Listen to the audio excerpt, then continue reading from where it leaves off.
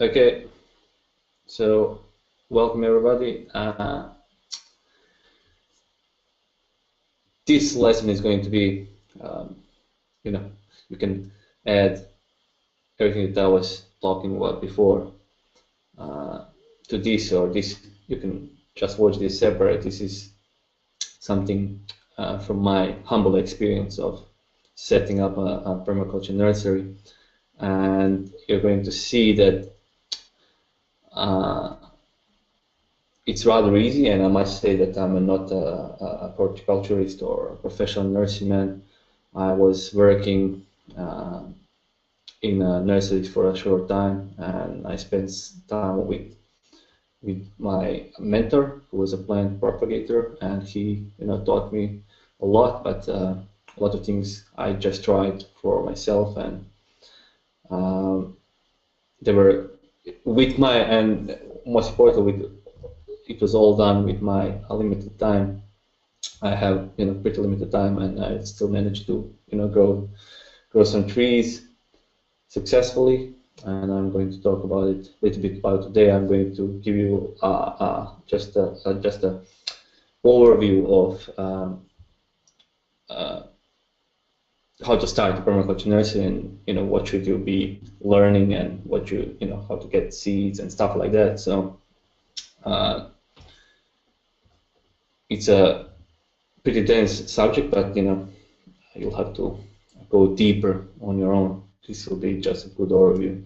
So just shortly, we're going to do an overview to see where we are currently.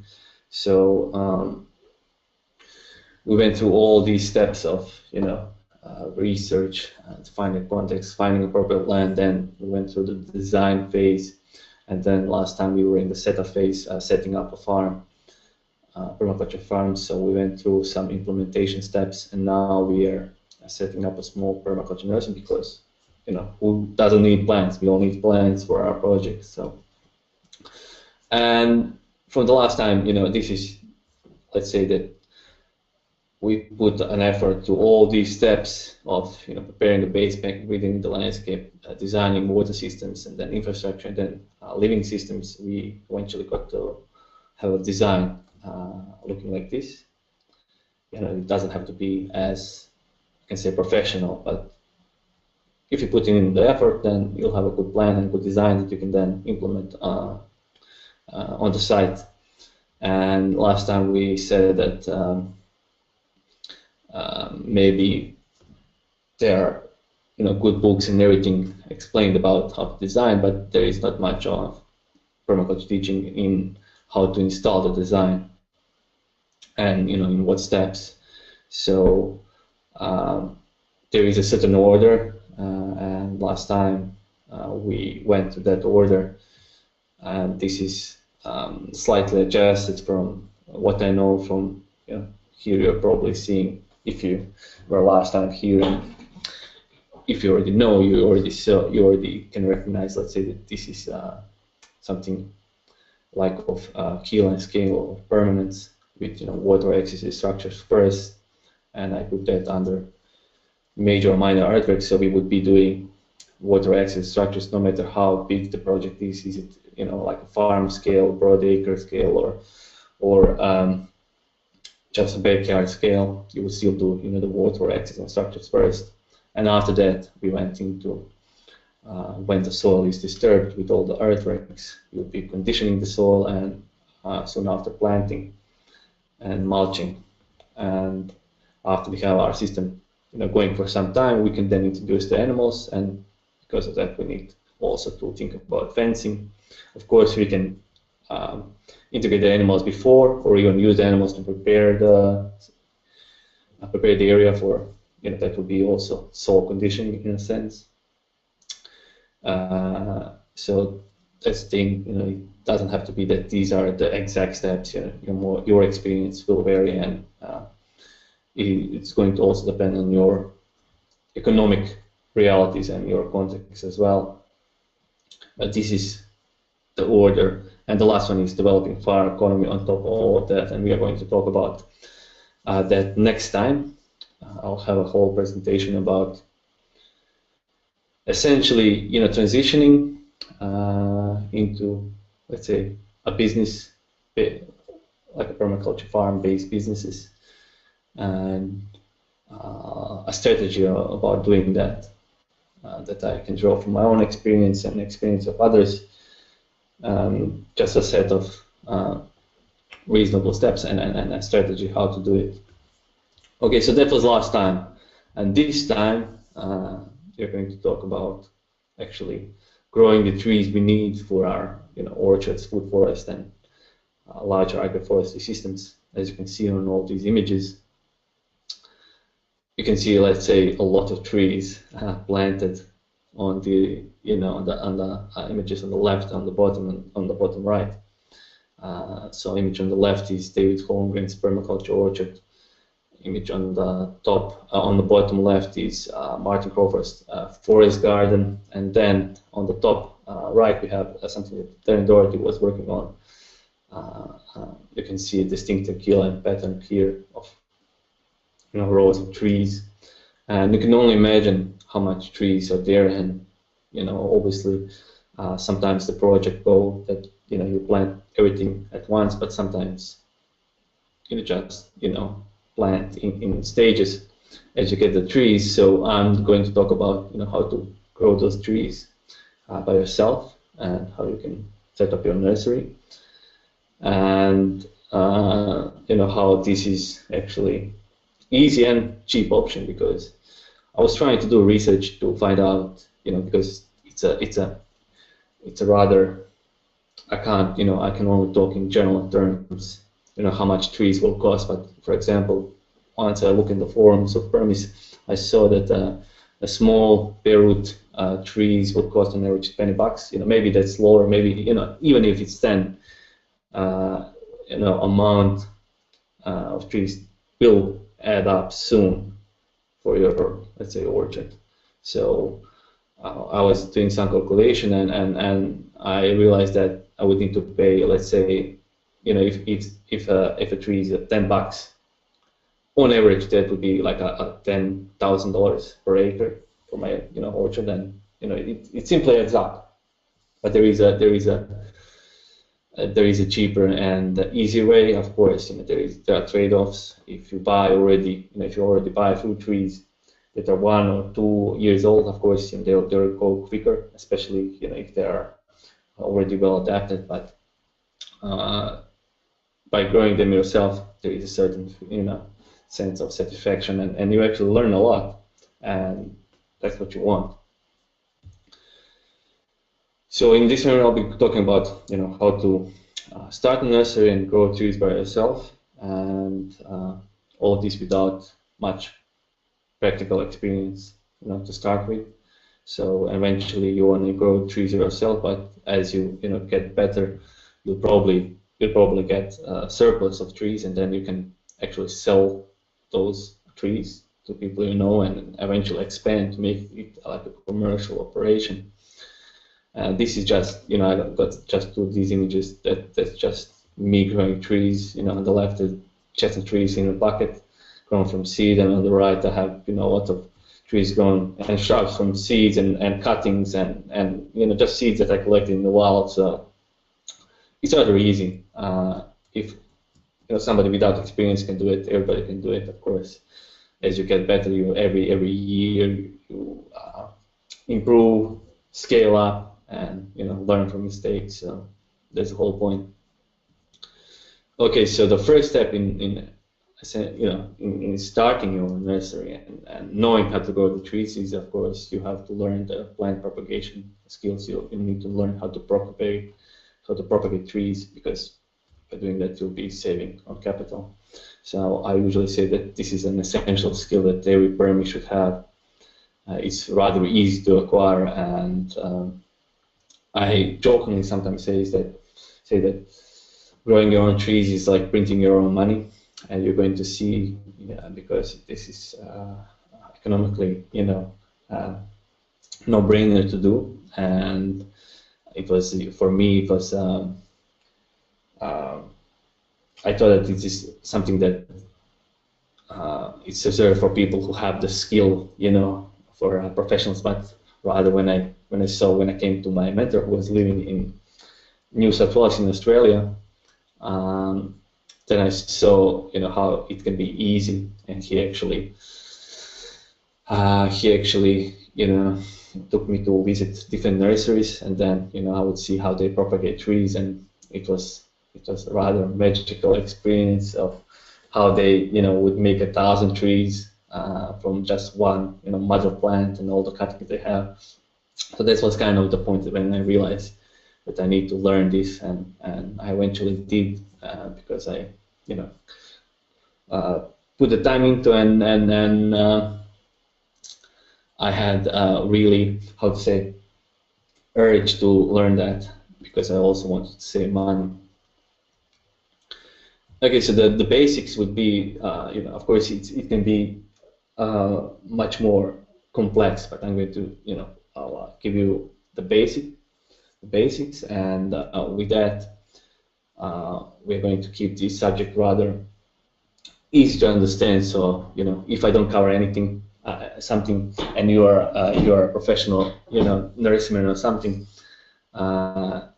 I think I'm just giving a general overview. So what you need to know about the plant propagation is that trees can be propagated from seed, and this is called a sexual propagation.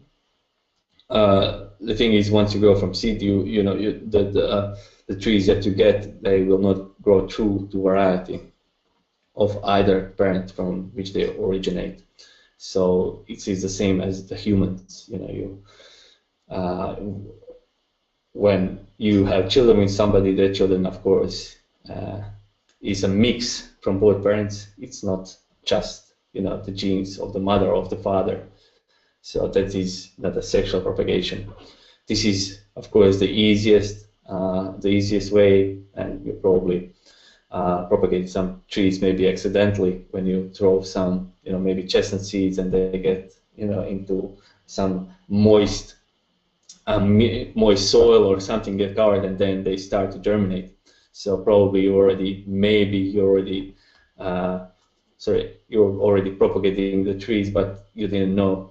So I've grown a lot of my trees from seeds, and this is the easiest thing that you can do. You just need to know the exact conditions in that seed need to germinate. And another thing is that trees that are raised from seeds, they will take longer to start bearing fruit, and the fruit they bear sometimes won't be the desired quality that you're looking for. And this is the reason why we clone the trees.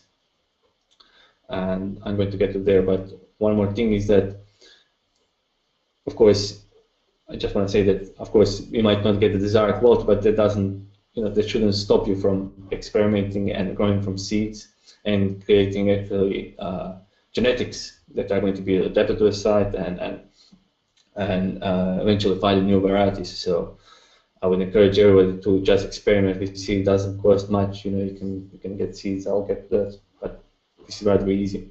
So, but because we don't get the desired quality, if you see an apple and want that kind of apple, probably that kind of apple won't go from the seeds that you get from that fruit. But rather, if you want that certain kind of apple, you wanna propagate it vegetatively, and that's non-sexually, by grafting or budding a desired variety onto a suitable rootstock. So this is a cloning. This is cloning of the tree. So by cloning, you're actually getting an exact plant as the the mother plant that you get that cutting.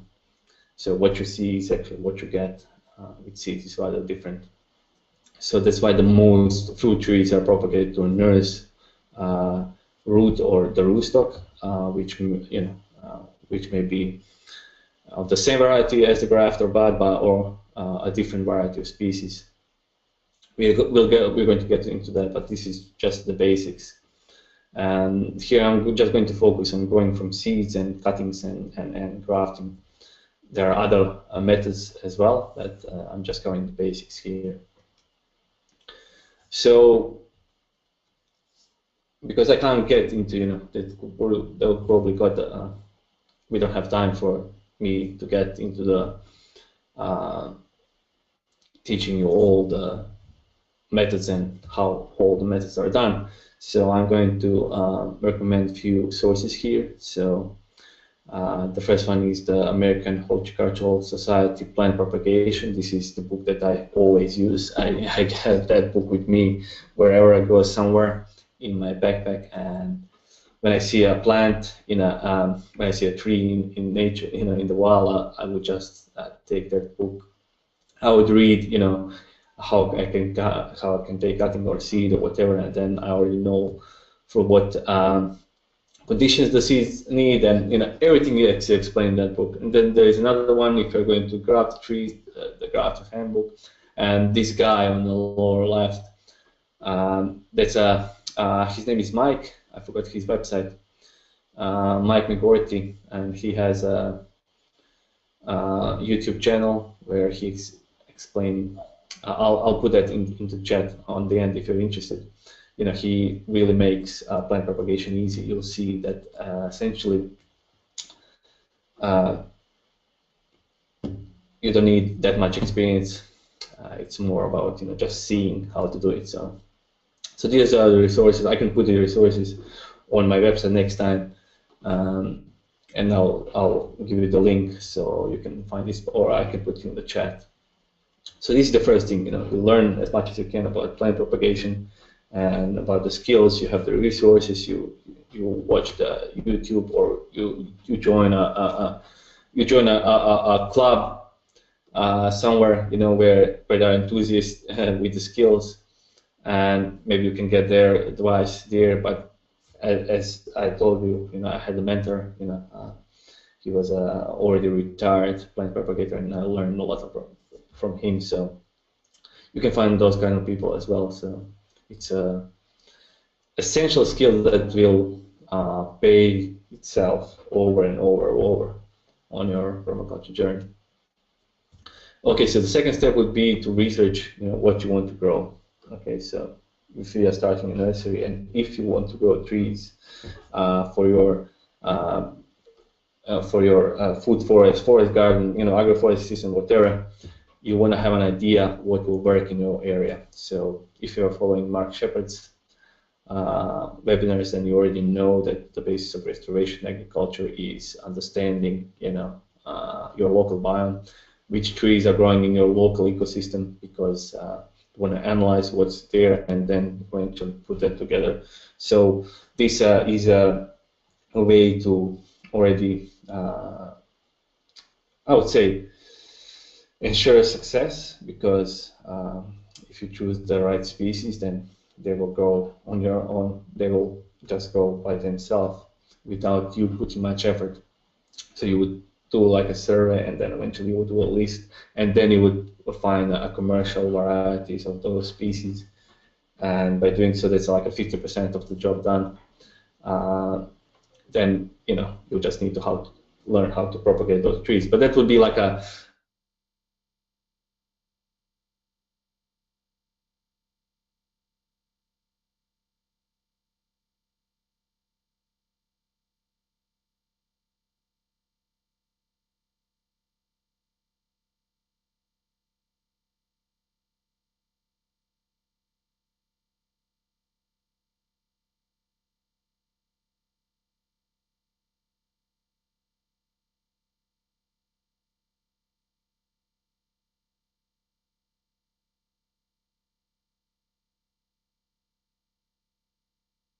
He's frozen. Okay. Let's wait a few seconds and see what happens. Maybe he'll come back. Sorry about that, everyone.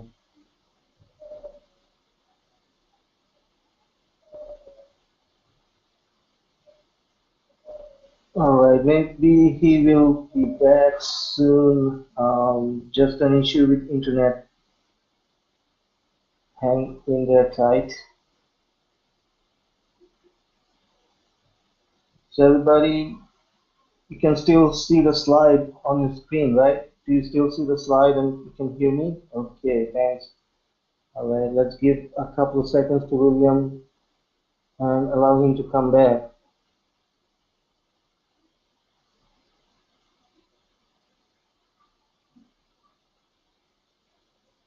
Again, apologize everyone for the internet issue William is having.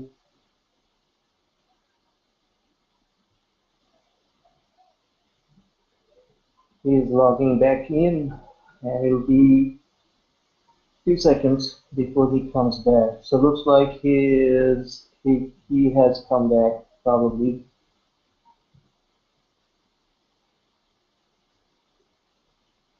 Just bear with us 2 seconds.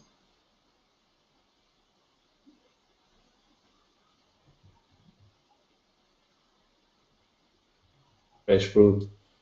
All right, William, we Yeah. lost you for now. You're back. Okay, Okay. so all right, so I think you have to back up a little bit because some people lost. Some people are saying they lost audio and video. All Few right. seconds. So, okay, I haven't seen that.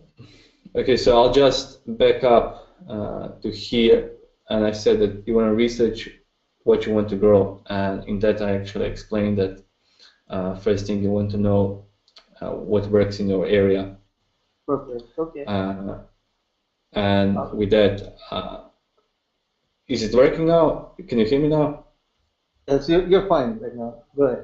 Okay. Okay, Cool. so you can approach it like Mark Shepard does. This would be like a big picture overview, trying to understand, what is your local biome and what trees and species grow well in the wild. And then as you analyze that, you would try to find commercial varieties of those trees, and then you're making life easier. That's like ensuring success. That's a 50% of job done if you choose a species that will be well adapted to grow in your region.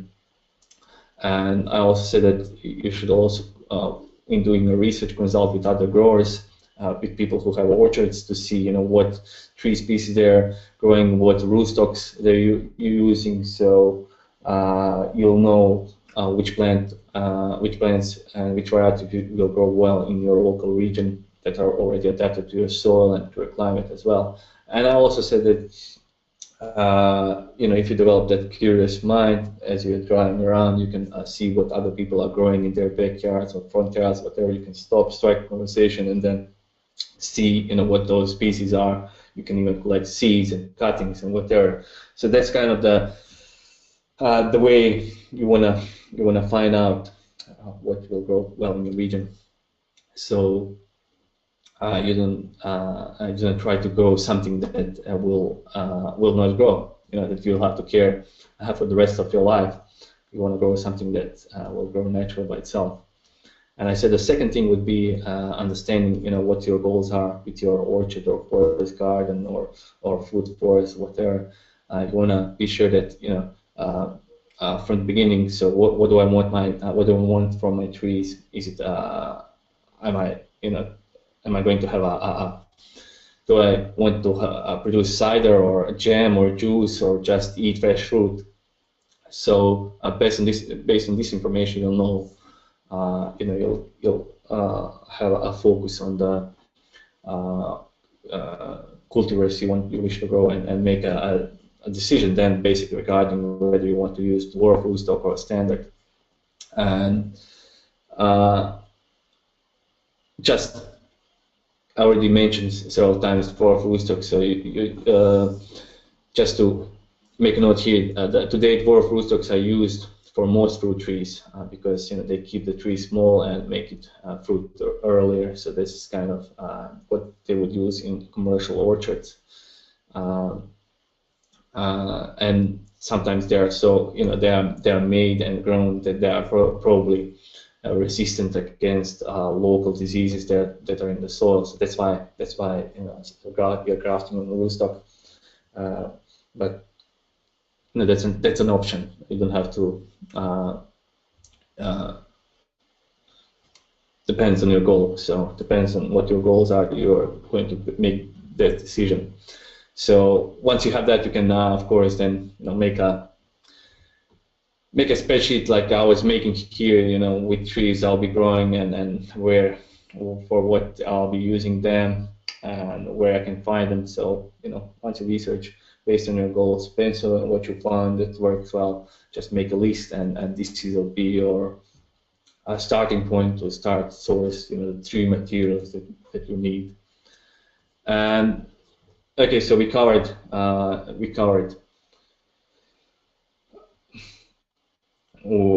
your goals and understanding what you want to grow, and the first step was just yeah. So we covered the skills and you research what you want to grow. Now it's now you can start sourcing the tree material for your nursery, and I'm going to say that trees can be easily grown from seeds, rooting the cuttings, or grafting or budding desired fruit tree and the rootstock on which it will grow. Okay, so as I said, growing from seeds it's rather easy. You just collect the seeds, you buy the seeds, whatever. We're going to cover that in the next slide. Rooting is just rooting cutter is also similar. It's just matter of getting the cutting and then using some little bit of root hormone and having some medium in which the rooting will actually grow. And sometimes just the sand will be enough. Okay, so just regular sand. And the rooting of cuttings works for certain plants. Generally shrubs. We could say that on the image you can see elderberry tree or shrub. And compared to growing from seeds, it doesn't give you the genetic diversity because that's a clone actually of the plant. And sometimes the root that they will develop, the root system the cutting develops, it's not going to be as strong as the one from the seed. And so there are kind of trade-offs depending on what you want to do. Essentially, I recommend doing everything, and from seeds, and from cuttings, and grafting. But if you want grow a tree that has a certain characteristic of the fruit, and also grows well in your local condition, you'll actually need two things. That's a sound wood of the desired fruit tree, and the rootstock on which it will grow. So, to summarize, essentially what you need is seeds and cuttings, and some kind of a mother tree where you're going to source the cuttings or where you can actually graft as well. So that's kind of in a nutshell. So the sourcing of tree materials and the first thing is sourcing the seeds. I don't know, I'll just see if there are any questions. Mark, are there any questions? Because I got halfway, I think. Yeah, I'm looking at the questions. I don't see any yet. So okay. I think we have the first question from Marco. Do you also look for trees that support each other? Sorry, I didn't get the question. Do you also look for trees that support each other? Of course, in the understanding your biome or looking what grows in wild, you want to see what species are growing and in relation to each other, how they're growing. So essentially, you'll see that probably some trees, at the edge of the forest, you'll see some trees going together, and what you want is, imitate. I can just give you an example from, what grows here in my biome is, you can see, I can see a lot of cherries. I can see trees growing with, elderberries and hawthorns and rose hips and dogwoods and stuff like that. So you already know, and then once you see how they're growing in relation to each other, once you observe enough, then you can try to put them together, and in most cases it will work because you're just imitating nature. So of course you would also look in what relation that they are growing. So not just what's there, but how they're growing in relation to each other. All right, so we have sourcing the seeds, okay, and sourcing the seeds it's really easy. You can just get the seeds from your local forest. This is the easiest and the most fun way. What I do is I would here in the local forest we have a chestnut forest, and I would go there and I would collect the seeds that I would roast chestnuts, and I would collect seeds for my nursery as well. This is basically the easiest way.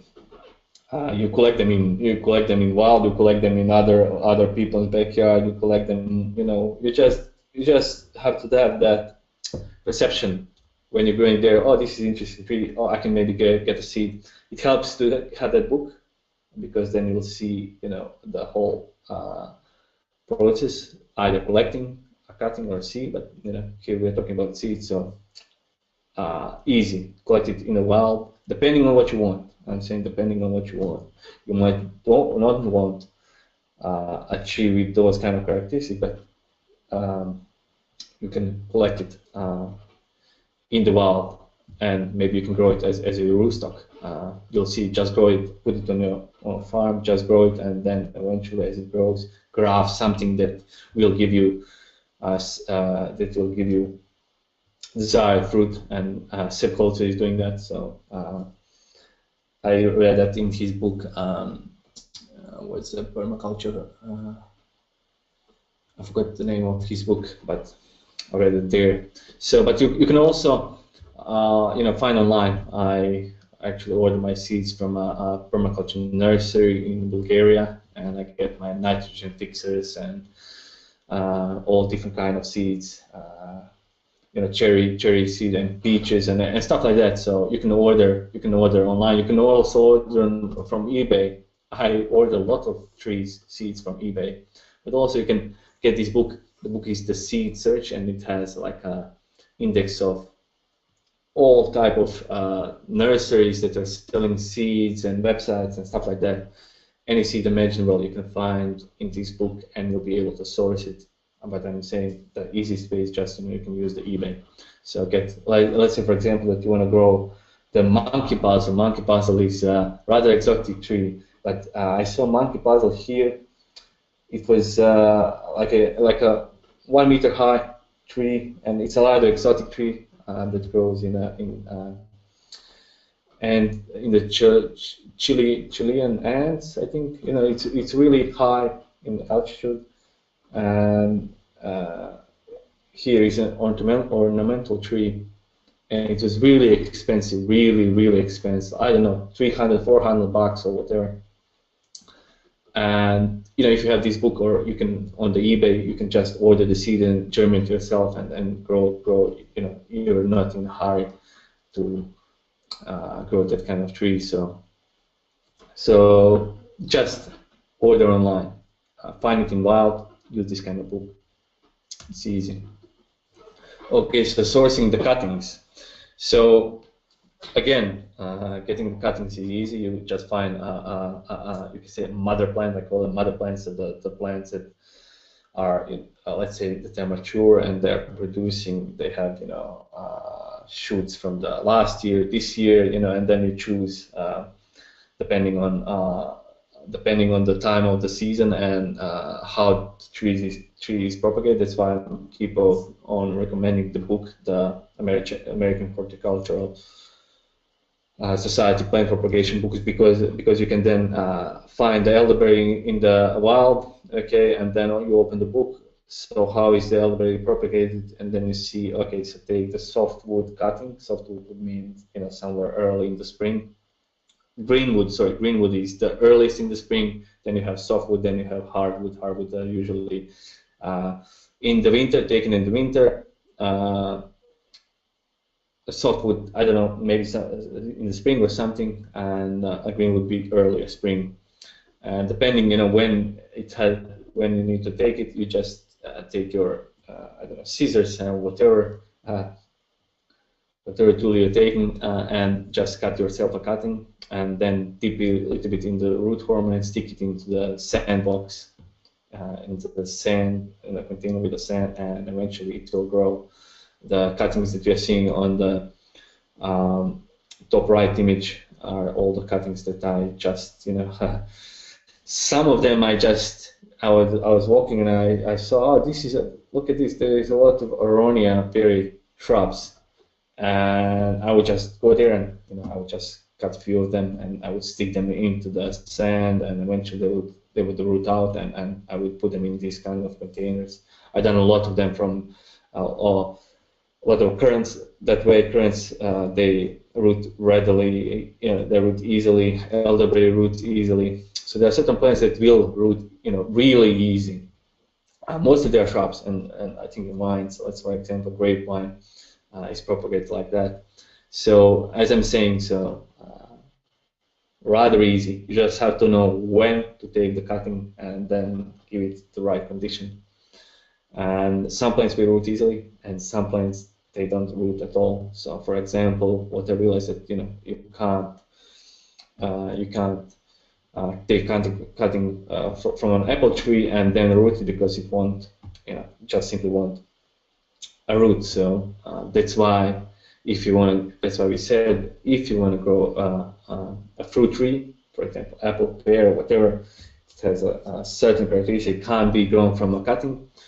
You'll have to get the soundwood of the cultivar you wish to grow, and then get the rootstock, and then graft or merge those together. So you want to also, so as I said, you want to get the soundwood of the cultivar you wish to grow. So that's essentially the soundwood cutting of the cultivar you want to grow. So that's essentially also a cutting. Okay.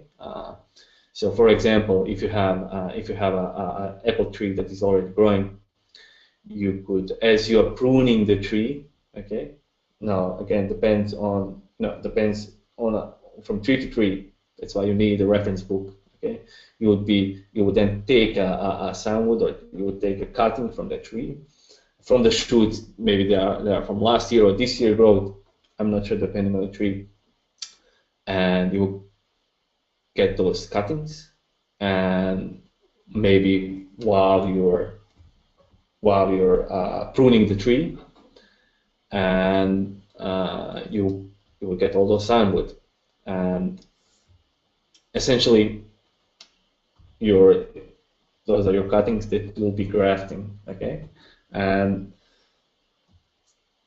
you can do this in a sense that you can buy a lot of fruit trees that are already grafted, that get in container, and then you plant them on your site.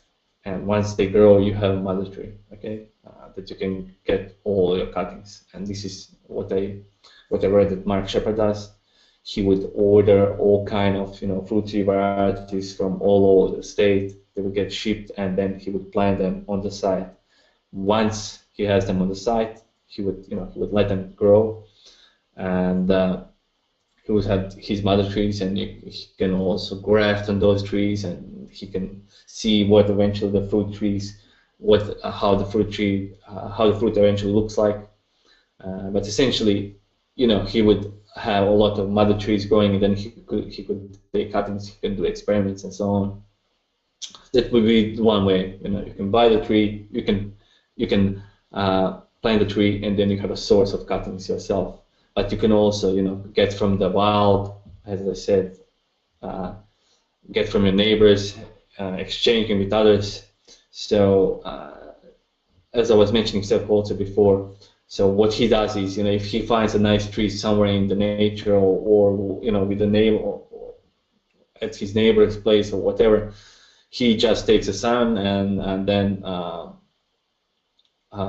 that's left over maybe from people's trimmings or whatever, and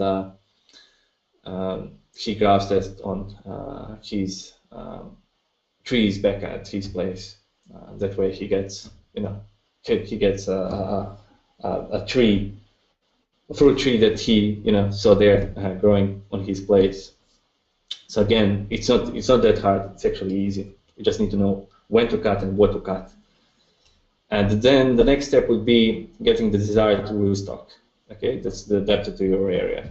We keep on repeating that's adapted to your area, because that's the thing with rootstock. You just need to know that different type of rootstocks, from dwarf to semi-dwarf to I don't know, full to half standard. size, tree size. So you need to know which type of rootstock you need. But also, well, let's say that you know what you need, then you can order that rootstock. You can order, and the rootstock come pretty cheap. You can get them, in bunch, in bare root. It can be as low as $1 a stem. So it's rather easy. It's rather easy to buy the rootstock and then essentially clone it if you wish. But also you can grow your rootstock from seeds as well. That's something that I've done.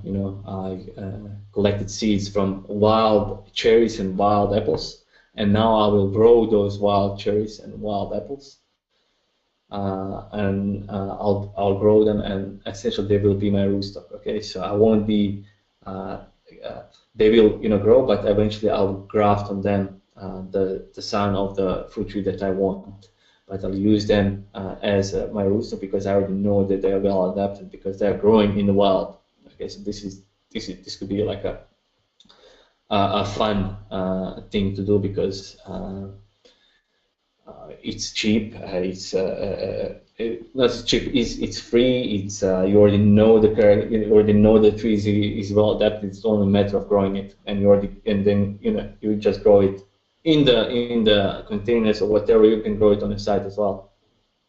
But the option is all depending on your goals. You might want to buy the specific M9 or M27, depending on the characteristics you want the tree to have. So the rootstock essentially determines how the tree will grow in size and will it grow vigorous or not. So this is something that you'll need to consider. Okay, so after this we get to the setting up the nursery, and we went through all the steps. You source the tree material. Okay, so you have the skill. You know what you want to grow. You start to source the tree material. You have your list, and you already are in the process of getting the seeds, getting the cuttings. So the only thing would be setting up your home nursery. And now I can just explain a few different ways that you can set up your nursery, from the easiest one to, let's say, more professional one, and they can be the combination of all of them. And the first one is something that I learned from Mark Shepard, and I've done this successfully, and it's rather easy. The Mark Shepard calls it a 5-gallon bucket technique. And what he will do, if you see the bucket on the left, he would put around, I don't know, 50 chestnuts or hazelnuts per bucket, and then he would mix it, of course, with the soil, and then he would essentially cover it with the soil and put a thick layer of mulch on top of them, to protect this actually wire mesh is probably from protecting it from the rodents and stuff. Maybe he can put the bucket into the soil if he wants and cover it with straw or whatever just to keep it protected. But eventually, you're set. You collect your seeds in autumn and you put them, and you protect them from freezing as well by insulating, because they can freeze. And you just wait for spring for them to sprout. And the thing is, I done that with, on the image left, you see that I collected the seeds from the local forest. I put them into the bucket with soil and a little bit of tree mulch, and I just protected them with, of course, with the mesh so the rodent don't get the seeds. And I just let them during the winter. And in the spring, this is actually the image. I'm not sure, maybe it's already in the summer or something. But those chestnut trees were ready to be, transplanted to the site in one growing season. Okay, so these are the small seasonal trees. You can also do the same by, I don't know, using the styrofoam box or making seed pits in the ground. I've done seed pits as well. You just dig a pit in the soil. You put the seeds in there. You cover the soil with mulch, and the seeds will overwinter. And depending on what the seeds need to germinate, sometimes they need that They need certain number of chilling hours before they sprout. That's usually the requirement in northern hemisphere that protects the seeds from germinating in the midwinter. So they need sometimes, I don't know, I'm just saying, maybe they sometimes need 100 days of chilling hour or 100 days, yeah, of chilling requirement before they start germinating. So depending on the seed. And once they sprout in the spring, maybe you can transplant them from the bucket into the pots, or maybe you can leave them in the bucket and transplant in the summer, transplant in the autumn that year. So that's the process. You can, from start to finish, it's basically 1 year. You just need to worry about the bucket being moist enough once the seeds start, once they need moisture. So during the winter they might have, but then sometimes start to be critical during the summer. So easy, can be easier than that. But you can also scale up to a nursery box. So this is something that I saw from Grant Schultz from Westland. This is, he would describe it, this is just a box filled with chestnut seeds and some dirt. Okay, so that just explains again how the process is easy. You would mix some seeds with some soil and give it some moisture and take care during the winter so they don't freeze, the runs don't get to them. And you will have a lot of chestnut trees that you can then transplant on the site. You can see, maybe you can say, okay, so those seeds are all stressed and everything, they're going so close together, but it's not, their roots don't get that intermingled, so you can still, you can still take everything from the bucket or the box and lose the soil and transplant that. So it's rather easy. So this is the nursery box is just a bigger version of a bucket, and that's from seeds, and this is from chestnuts. But you can't do that for you probably won't be doing that for different kind of trees, but this is an option. This is an option. Eventually, what you want to do is use all techniques, growing from seeds, growing from cuttings, grafting, and everything. And if you get better than other budding and layering and whatever. But the gateway drug to plant propagation would be growing from seeds, because it's so easy. You just need to know a few factors. And I wrote a blog post on growing trees from seeds. I went through the process, and it takes a little bit of, you need to know certain, the timing is the most critical, the timing on when to collect the seeds, the timing on what the seeds actually need to germinate, and then a little bit of understanding the soil, the medium in which the seeds will grow, and what to give them as a let's say fertilizer as they grow. And then you can use nursery beds to grow thousands of trees by yourself. And these are fairly similar, I would say. These are very similar to garden beds. They are loose and deep with rich wood chips mulch, and you can put your seeds, transplants, and cuttings can go into the beds. And into the beds, you want to create, let's say, a fungal environment, and inoculate with fungi. You can play. So just on the images, right? I done my nursery bed. So nursery bed would be like a garden bed, but I put a sheet underneath, so the roots won't grow that deep. Once I start pulling them, and in those nursery beds, I put a lot of seeds that I ordered from the guy from Bulgaria, a lot of nitrogen fixers. And nitrogen fixer, I don't have a requirement for nitrogen fixer to be true to variety. They can grow whatever genetic roulette, genetic variety, whatever they want. I just planted. I don't know how many I planted. I planted probably hundreds of seeds. I always expect that 50% won't make it. 50% will be I don't know, eaten by birds and stuff like that. So that's the beauty of planting it from seeds. You can spread a lot of seeds. Some of them grow, some of them won't. The most resilient will survive and stuff like that. But you can use also this for nursery beds for your cuttings. You can in this bed you can probably put, I don't know, 200, 300, 400 cuttings. You know, if the bed would be, this bed would be a little bit different.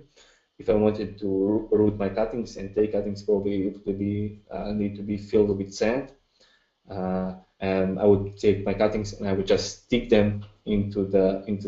I'll probably do that on autumn. This year I'm experimenting with something else. I'm experimenting with growing seeds. But easily, in one nursery, in one bed like this, I don't know. You can grow a lot. You know, your mind will be blown how much cuttings you can grow in one nursery bed like this. So, and on the image left, from that guy Mike McGorty, this is his nursery beds, and you can only measure how much trees is here. You know, I don't even want to throw a number. I will be probably underestimating how much is there. And you can see this is like I don't know what the size would be. This is like a normally sized backyard or whatever. So it's not huge. And this is, you can do this in your backyard as well. So that's why I always recommend to people that even if they don't have a land where they're going to plant, there's nothing stopping you from making one nursery bed and just learning the skill. You know, learning how to take cuttings, learning how to root the cuttings, learning how to grow from seeds in one nursery bed that can be 2.4 with 1.2. Okay, so that's just one, and you can grow hundreds of trees from cuttings, hundreds of seeds or whatever.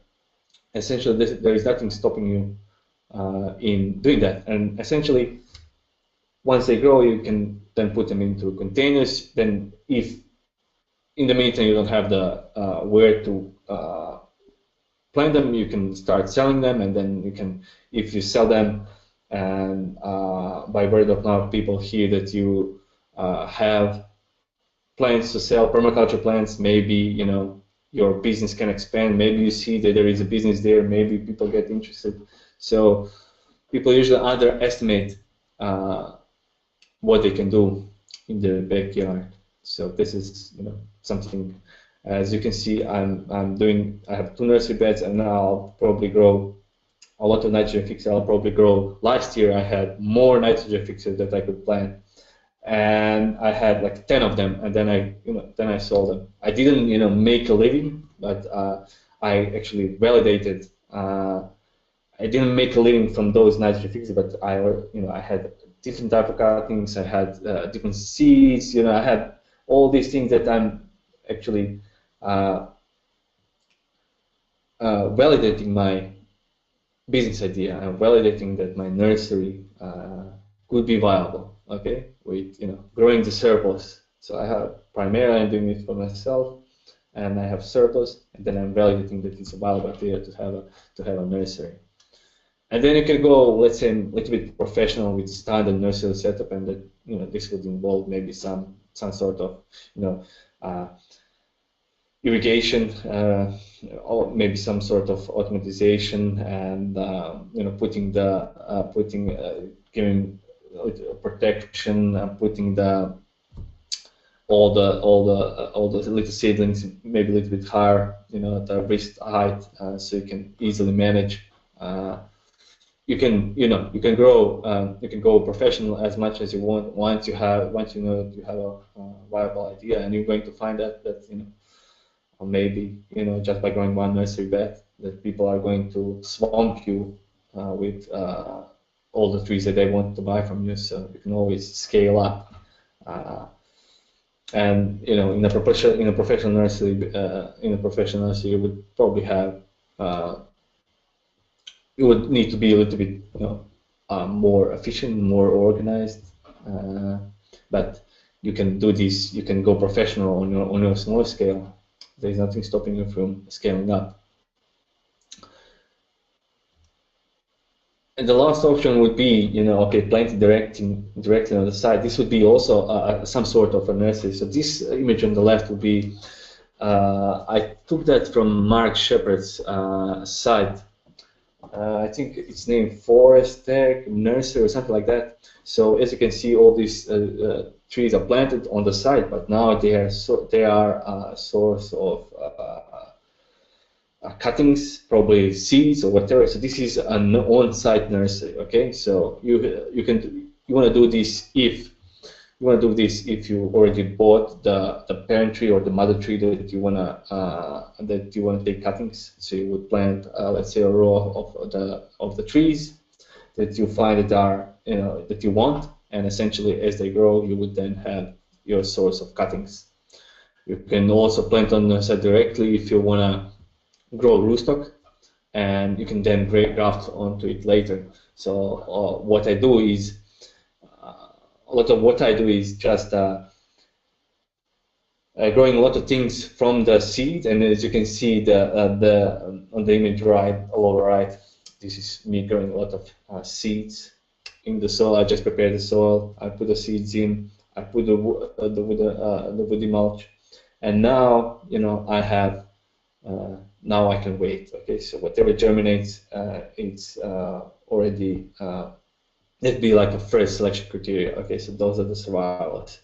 Then whoever grows the fastest, I'll select those, and then eventually they will grow, and I'll have a rootstock that is growing, and I can graft on that.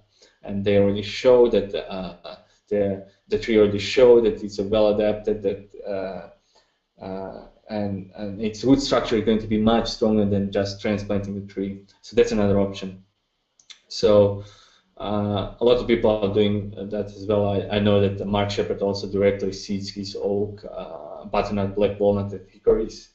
And Sepp Holzer, I saw Sepp Holzer doing the same, and he would be growing a lot of apples from seed. And his process was actually, they do in Austria, they do alcoholic beverage called schnapps or whatever, and for schnapps they would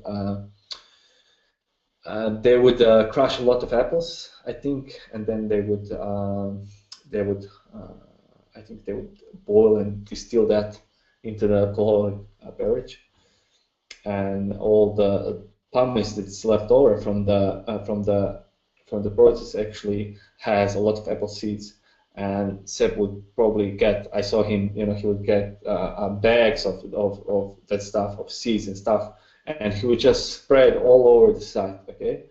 And whatever it takes, whatever grows and takes off, that's, the tree, that's a tree that will be adapted from the beginning to those conditions, okay? And then as it grows, you essentially have, I don't know, 2, 3 years, 4 years, whatever, to think about what are you going to graft on that tree. So essentially, what you can do, you can graft on that tree left, certain branches from the original tree to see what kind of fruit it is. But that way you'll have a well-adapted tree. And what you can even do is graft your desired, a cultivar of your tree onto the wild species. And Sepp Holzer does that. He actually grafts pear tree onto the mountain ash, or he would graft a pear tree onto the hawthorn. Okay, so you can even do that. So if you see hawthorns going on your property, you can graft pear tree onto hawthorn, and there are certain other trees that you can do the same. So essentially, I could do, if I say, let's say that I find a wild apple growing somewhere on my property, then okay, so that wild apple was already growing there, it's well adapted. What I can do, I can graft my desired type of apple onto that apple. I would have the fruit growing, and I would essentially have the fruit growing in maybe, I don't know, 1, 2 years, whatever, but I would speed up the whole process. And essentially, that's it. So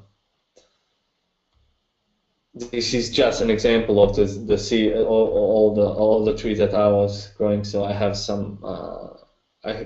this is lavender from seed. Then I have some elderberry from cuttings. I have some nitrogen fixed. This is black locust. I have some apple trees from seed. I have some currants, some chestnuts, walnuts. So as you can see, it's rather easy. I have no skill. I didn't have any skill in growing those kind of things a year before. So if I can do it, everybody can. So basically that's it. So let me see if there are any questions. Yeah, actually, we do have a couple of questions. Okay, first one I'm going to read is from Leslie, and she said we are thinking of putting in pistachio alongside our almonds. Do you think these would need to be spaced or close? Our question is, Well, should should be spaced or close? Well, okay, so here's a framework for you, Leslie. Just look at where the pistachio as a species is coming from. I think pistachio as a species is coming from not from somewhere between the Turkey and the Afghanistan, somewhere in that area. Okay, so you would essentially try to see how the pistachio grows in the wild, and I'm assuming in your climate is rather savanna type of climate, so I wouldn't be putting them as close. I would put them a little bit, probably a little bit spaced away, depending on the original type of, let's say, ecological pattern that pistachio is coming from.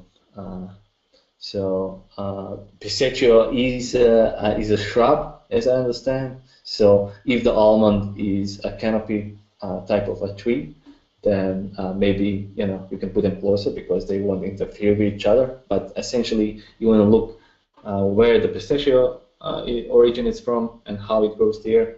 I don't know if almonds are growing together with pistachios. It doesn't seem like they are, but you'll need to find it out for us, and then we can all copy you if it works in your climate. People can do it. I can only tell you, I'm giving you just a framework.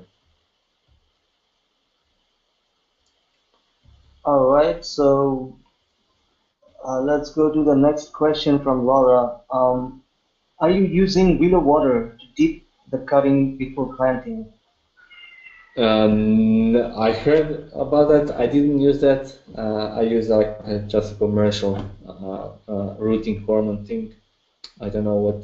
I think it's essentially a lot of phosphorus in that white powder. I'm not.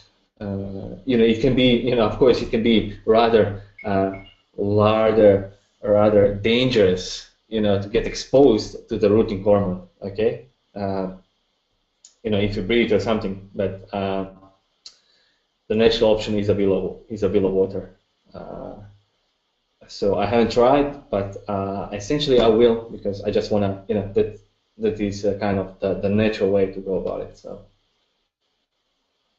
Great. I always wondered about the rooting hormones. Like, do they really work, and do they make? Well, they work, but essentially they're not as bad as I think people think, because they're just for root. I think that it needs to be a lot of phosphorus. It's a lot of phosphorus in that powder. But willow water, of course, I'm going to try that. It's a natural way, maybe, and it's probably much healthier, and I'll see the results. Okay. Okay, so Leslie says that for rooting, try raw honey. That's interesting. That's interesting, Leslie. I'm going to try that. I'm going to believe when I see it works. Yeah, I've heard about honey as well, so it makes. Oh, really? Okay. Yes. I'll try. All right. So I don't see any other questions. So people don't have. If nobody has any questions, we are going to call it a day here, and we'll say goodbye to everybody. Thanks for coming. Okay, goodbye, guys. And thank you, William. See you next time. All right. So we'll see you next time. And William, you'll be back in 2 weeks, not Yeah, next 2 weeks week, but time. the week Yeah. after. Yeah. All All right. right. So Bye. bye, everybody.